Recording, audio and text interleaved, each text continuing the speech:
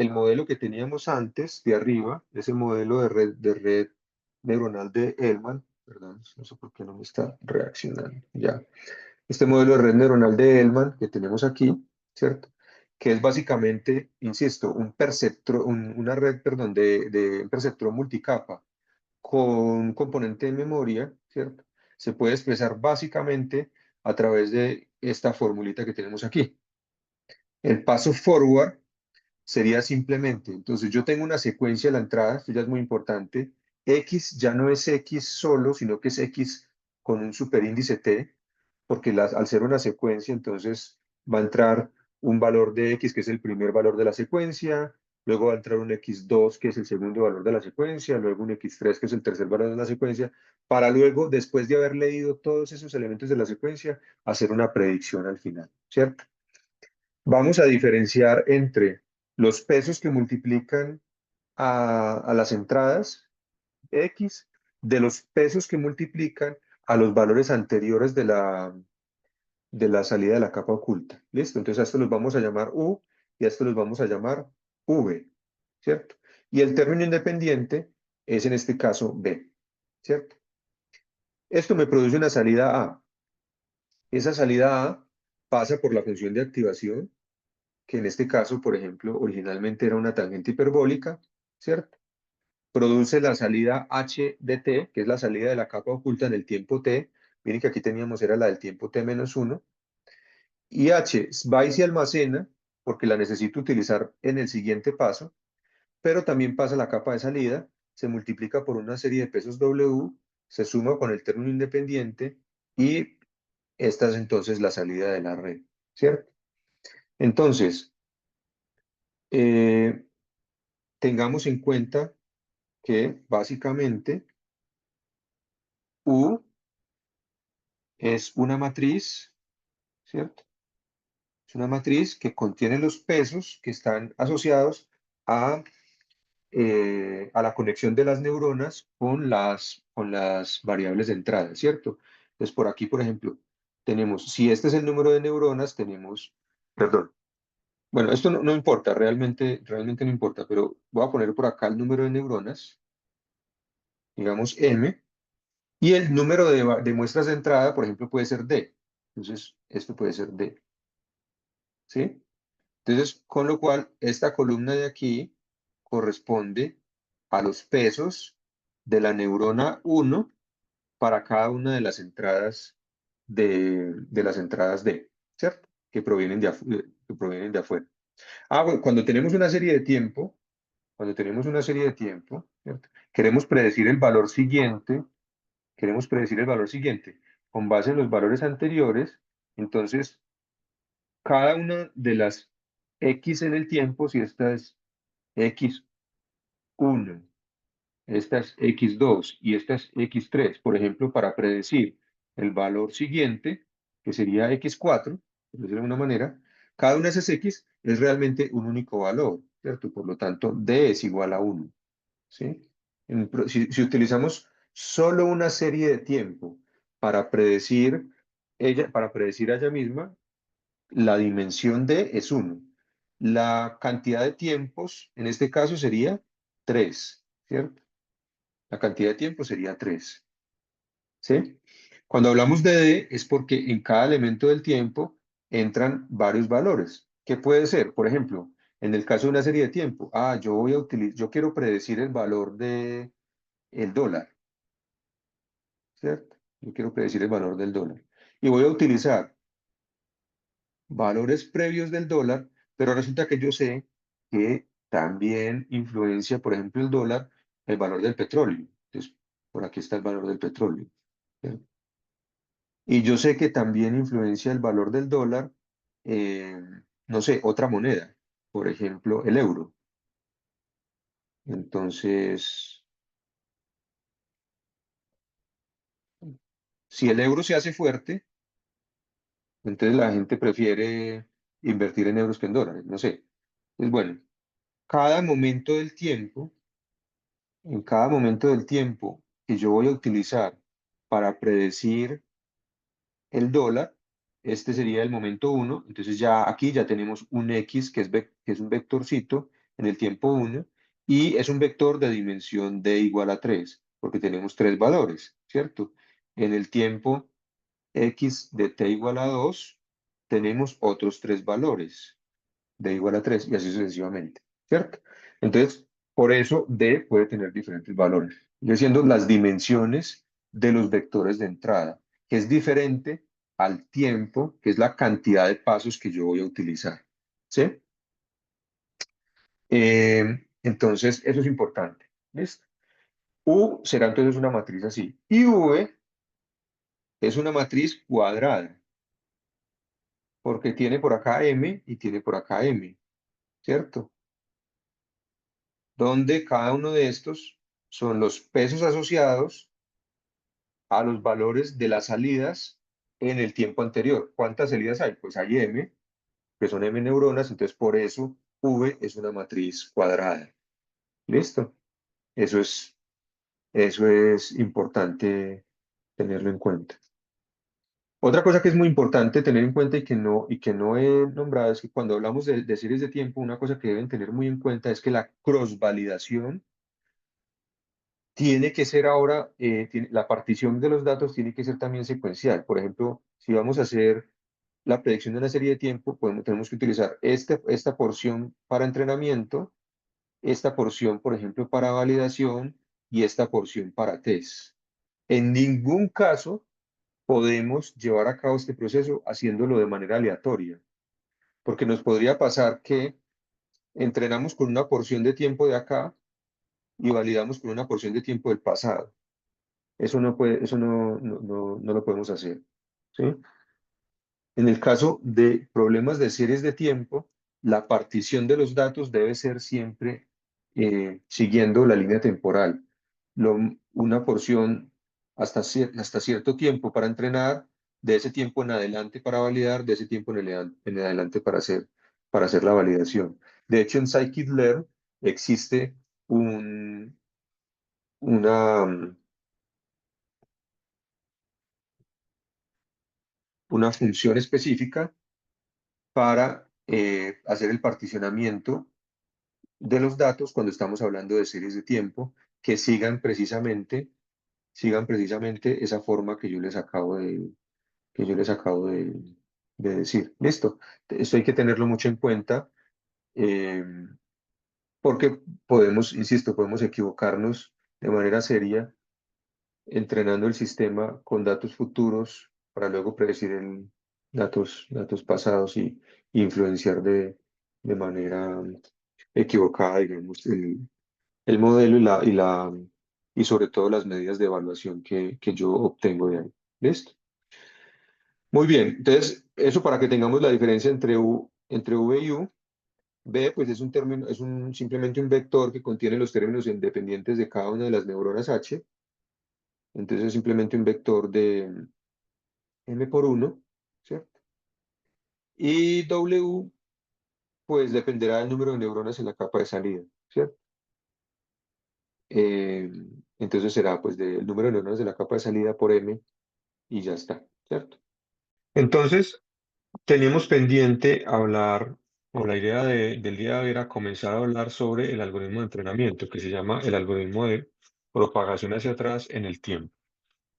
Entonces, una cosa muy importante que hay que tener en cuenta aquí es, como la entrada es una secuencia de valores, tenemos, por ejemplo, en este caso representadas pues por este círculo X, X de t menos 1, X de t, X de t más 1, es decir, una secuencia de valores.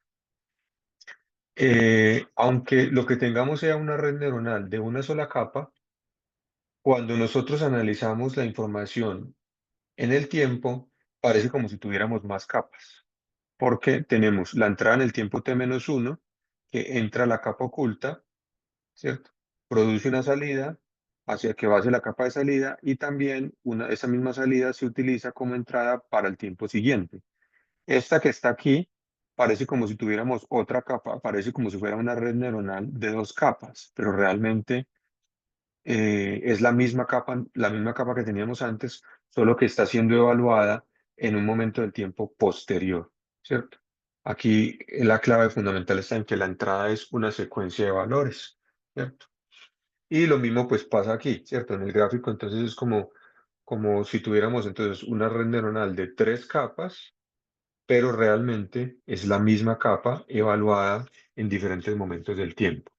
La, la configuración, digamos, la notación que utilizábamos aquí arriba para decir que se almacenaban en estas posiciones la memoria, digamos, las salidas de la capa anterior en los tiempos previos para luego usarse como entradas, aquí está representado por esta flecha, ¿cierto? Esta flecha es la que nos está diciendo que la información de la capa oculta se transfiere a la siguiente capa oculta, pero realmente es la misma, solo evaluada esta en t-1 y esta evaluada en t y luego posteriormente evaluada en t+1, ¿cierto? Dependiendo del tipo de aplicación que nosotros estemos resolviendo, entonces es posible que para cada momento del tiempo la red neuronal produzca una salida, ¿cierto? Como lo que teníamos acá, ¿sí? O puede ser que procesemos toda la secuencia de entrada y solamente producimos o nos interesa la salida, la última salida, cuando ya hemos procesado toda la secuencia de entrada, que eso corresponde, por ejemplo, a este tipo de arquitecturas, las arquitecturas Many to One, y a los ejemplos que estábamos discutiendo en la clase pasada, por ejemplo, el problema de predicción de series de tiempo, cuando yo quiero predecir el valor de una acción, ese corresponde a un problema en el que proceso toda la secuencia de entrada y solo me interesa la última salida, ¿cierto? Pero pueden existir todos estos otros contextos, ¿cierto? Y eso tiene unas implicaciones importantes desde el punto de vista del error, ¿cierto? Entonces, básicamente, voy a volver a pintar ese diagrama que tenemos allá. Yo tengo aquí tenemos, digamos, la capa oculta, ¿cierto? Que tiene un número de neuronas que produce una salida que va a la capa de salida, ¿cierto? Y tenemos una entrada en el tiempo, ¿cierto? Una entrada T. Por aquí viene la entrada en el tiempo inicial, que para el tiempo cero es simplemente un cero, ¿cierto? No hay nada. Y luego esta salida, entonces viene,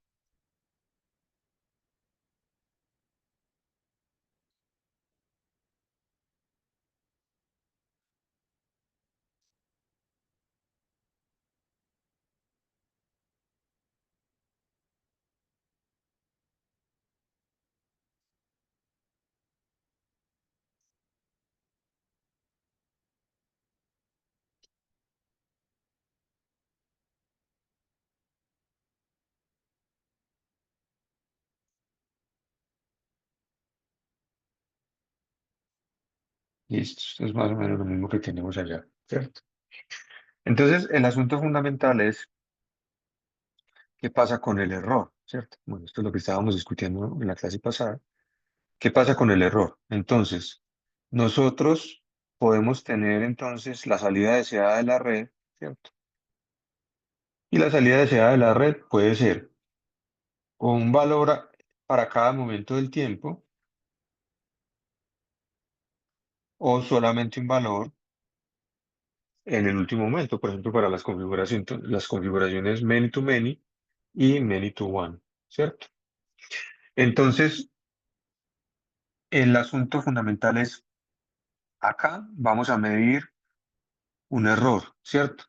Es decir, vamos a comparar lo que el modelo, la salida del modelo, que en este caso lo hemos llamado O, menos, perdón, lo voy a poner,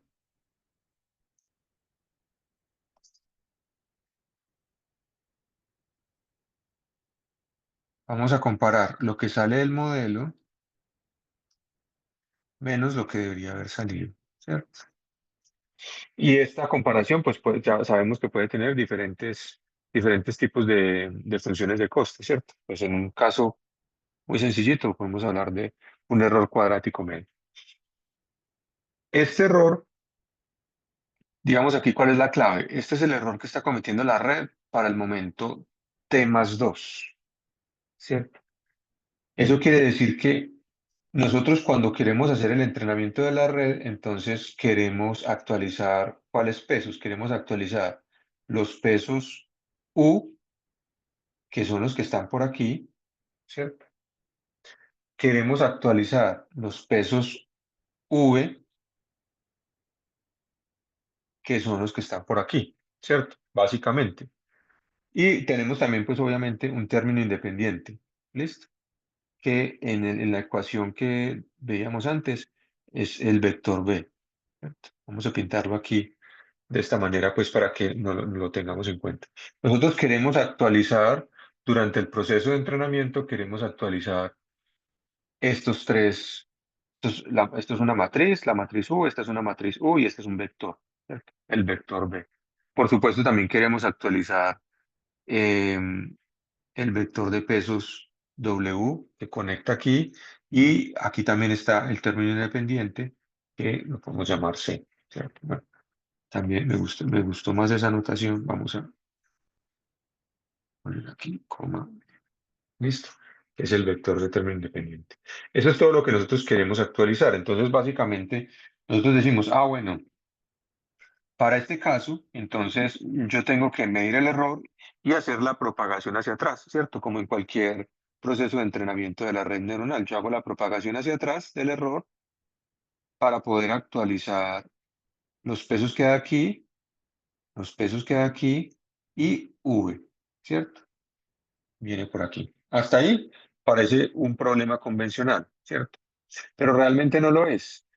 El asunto fundamental es que cuando yo me doy cuenta que V, digamos, es parte de, digamos, estoy tratando de obtener cuál es el efecto que tienen estos pesos para el error que está cometiendo el sistema, que es este, en el tiempo T más 2, V, pues realmente tengo que darme cuenta que para que la red hubiese producido esta salida Y de T más 2, realmente tuvo que haber pasado todo esto.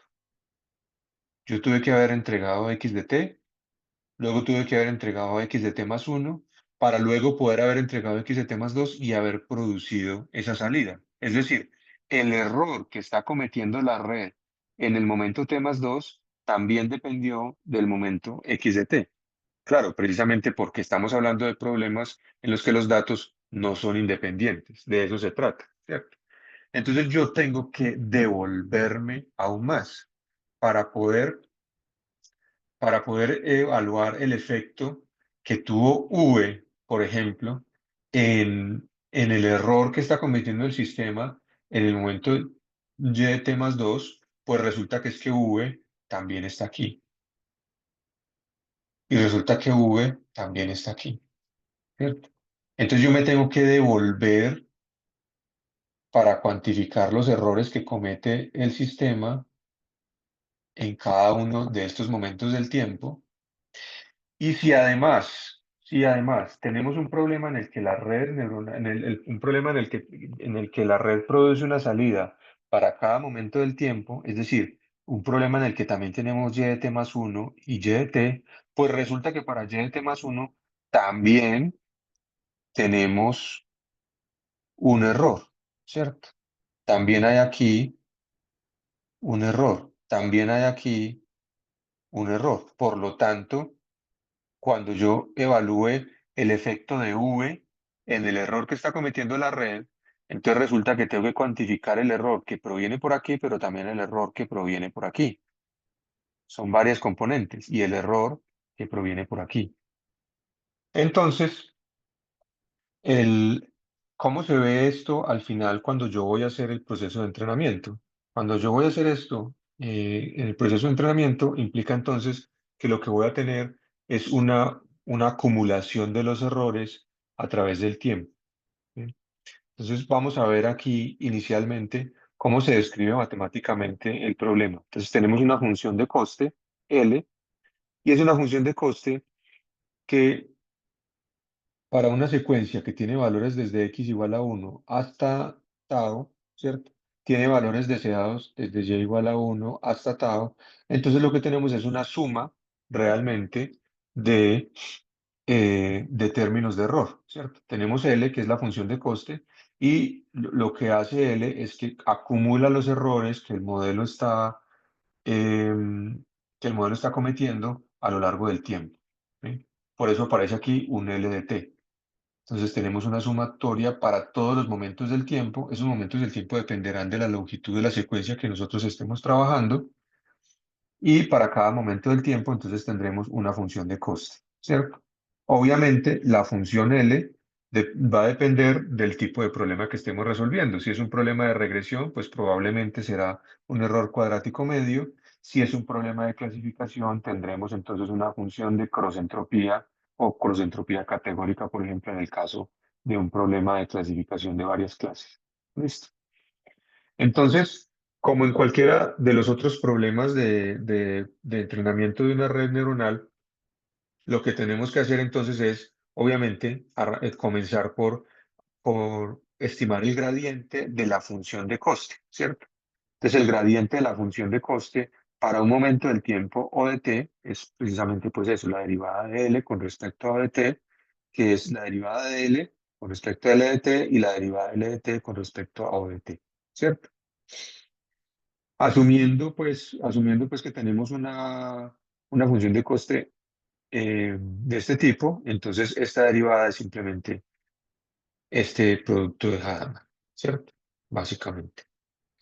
Muy bien. Luego tendríamos la derivada con respecto a los pesos que conectan a la capa de salida. Esta es relativamente fácil porque solo están afectados, digamos, por esa salida. Entonces tenemos aquí la derivada, para poder hacer la derivada con respecto a los pesos, entonces tendremos la derivada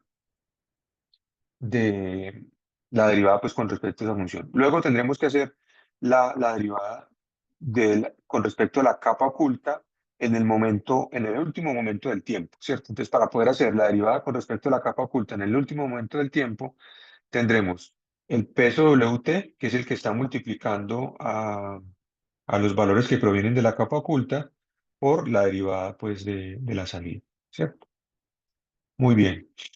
Y luego, aquí es donde ya se refleja, digamos, un poco lo que les estaba explicando, lo que estaba explicando hace un momento, y es cuando ya tenemos que cuantificar el efecto que tiene en el error la salida de la capa oculta en un momento del tiempo t diferente al último, porque en el último, digamos, básicamente, ¿qué es lo que pasa? Que en el último tiempo, o sea, en este que teníamos aquí, no tenemos que hacer, digamos, una combinación de errores, pues básicamente porque como es el último, pues no viene nada por esta vía, ¿cierto? No viene nada por esta vía, no hay nada, es el último tiempo. Entonces solo tenemos que cuantificar el error que proviene por aquí, ¿cierto? Este es el error que medimos en la capa oculta y propagamos hacia atrás como en cualquier red neuronal, digamos, convencional, ¿cierto? Entonces lo que estamos haciendo es la derivada con respecto a este h, a h del último tiempo, es simplemente la derivada de la salida, ¿cierto? Por W, ¿cierto? Luego ahí sí, la derivada más interna, ¿cierto? Por eso es que aparece ahí que es un poco más sencillo. Pero cuando ya estamos hablando de un momento del tiempo que es anterior al último, perdón, por ejemplo entonces aquí ya tenemos dos fuentes de error. La que viene por aquí de O de t más 1, que es el error que comete la red para este momento del tiempo, y el siguiente, y el error que comete la red en el tiempo siguiente, porque esta salida H tiene efecto en la salida del modelo en el tiempo siguiente. Entonces hay un error que comete la red en el tiempo siguiente que viene por aquí y por lo tanto tenemos una combinación de dos términos, este término y este término. Es decir, hay dos gradientes, hay una suma, cuando hacemos la derivada de L, el gradiente de L, pues nos salen dos términos. Nos sale un gradiente asociado a L de t más 1 más un gradiente asociado a L de t más 2. Hay dos efectos del error que provienen por dos vías diferentes. Entonces, aquí tenemos precisamente dos términos, ¿sí? Vamos a ver si lo señalo acá. Tenemos dos términos.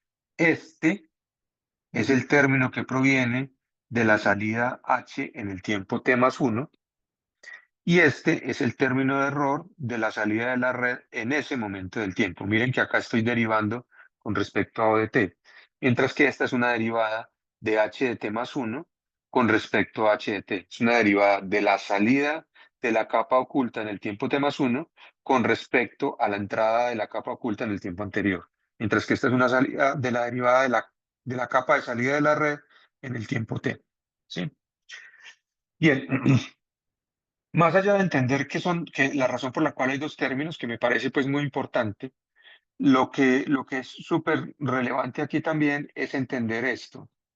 Miren que esta es la salida de la capa oculta en el tiempo t más 1 y esta es la salida de la capa oculta en el tiempo t. Por lo tanto, esto es un vector que contiene todas las salidas de las neuronas en la capa oculta y este es un vector que contiene todas las entradas de la capa oculta. Esto es una derivada de una función de varias salidas con respecto a varias entradas. Esto se llama un jacobiano. Es una matriz. ¿Listo? Esta derivada que hay aquí realmente es una matriz, porque yo tengo que derivar la salida, por ejemplo, cuando siendo h un vector, por ejemplo, esta es la primera neurona oculta, la segunda neurona oculta, la tercera neurona de la capa oculta, hasta vamos a decir, supongamos que tenemos 10 neuronas en la capa oculta. En el tiempo t más 1, en el tiempo t más 1, en el tiempo t más 1, y así sucesivamente, ¿cierto? Y lo estoy derivando h de 1, pero en el tiempo t, h de 2 en el tiempo t, h de 3 en el tiempo t. Entonces, cuando yo hago esta derivada, yo tengo que hacer la derivada de todas las combinaciones posibles. Esta con esta, esta con esta, esta con esta, y así sucesivamente. Luego esta con esta, y eso me da una matriz cuadrada. Esa matriz es el jacobiano. ¿Sí? Entonces, eso por un lado es importante, que este gradiente implica, digamos, un cálculo bastante más complejo, porque tengo que calcular bastantes más cosas. Esto es un gradiente, que es un gradiente común y corriente. La salida es la función de coste con respecto al vector, ¿cierto? Esta también, bueno, esto dependiendo de si la salida es un vector o no, pues aquí también tendremos que tener varios valores o no, y este es un gradiente. Listo. Otra observación que es relevante tener en cuenta.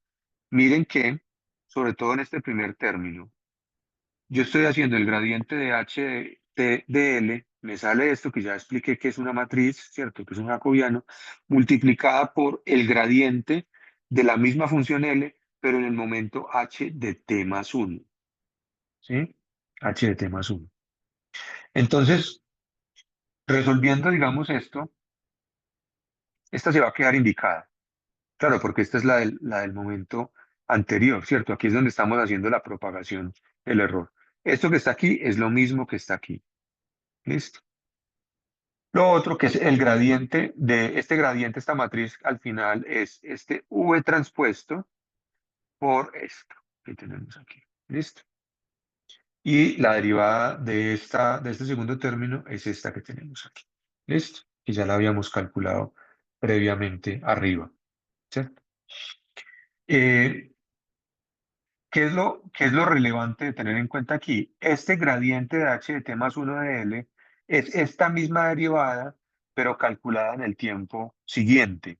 Por lo tanto, se verá exactamente igual que esto que tenemos aquí, solo que dirá gradiente de h de t más 1 de L será igual a v transpuesto, gradiente de h de t más 2 de L, diagonal, etcétera, todo lo demás, ¿cierto? Tendremos h de t más 2 o de t más 1, etcétera. El asunto es que se ve de la misma forma, tiene la misma forma. Eso quiere decir que si yo llegara a reemplazar este paréntesis por cómo se vería esa función, yo tendría que, lo primero que aparecería aquí es un v transpuesto por todo lo demás, por a su vez el gradiente de h de t más 2, y aquí tengo v transpuesto. O sea que en el momento en el que yo esté hablando de h de 1, que es el primero de todos los tiempos de una secuencia, yo habré multiplicado B transpuesto por B transpuesto por B transpuesto por B transpuesto eh, tantas veces como las longitudes de la secuencia que yo esté procesando. ¿sí?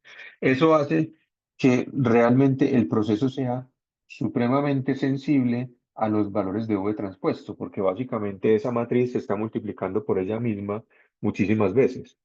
Si V transpuesto tiene valores muy grandes, esa multiplicación de todos ellos se va a hacer enorme, ¿sí? Y si V transpuesto tiene valores muy pequeñitos, pues esa multiplicación va a terminar con valores que son muy, muy, muy, muy pequeños y voy a tener entonces, en cualquiera de los dos casos, problemas de estabilidad numérica, ¿sí?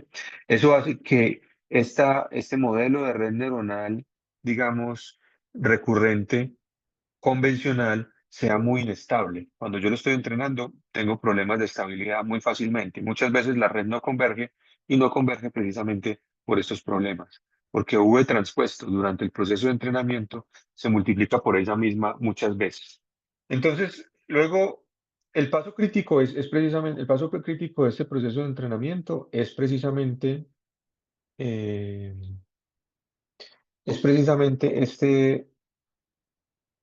esta función en la que yo estoy haciendo el gradiente de la función de coste de la capa oculta h en el momento del tiempo, porque, insisto, depende del mismo gradiente, pero en el tiempo t más 1, ¿cierto? Esto es lo que hace que llamemos al algoritmo el algoritmo de propagación hacia atrás a través del tiempo, ¿cierto? Porque básicamente estamos propagando es a través de toda la evolución de las secuencias, ¿sí?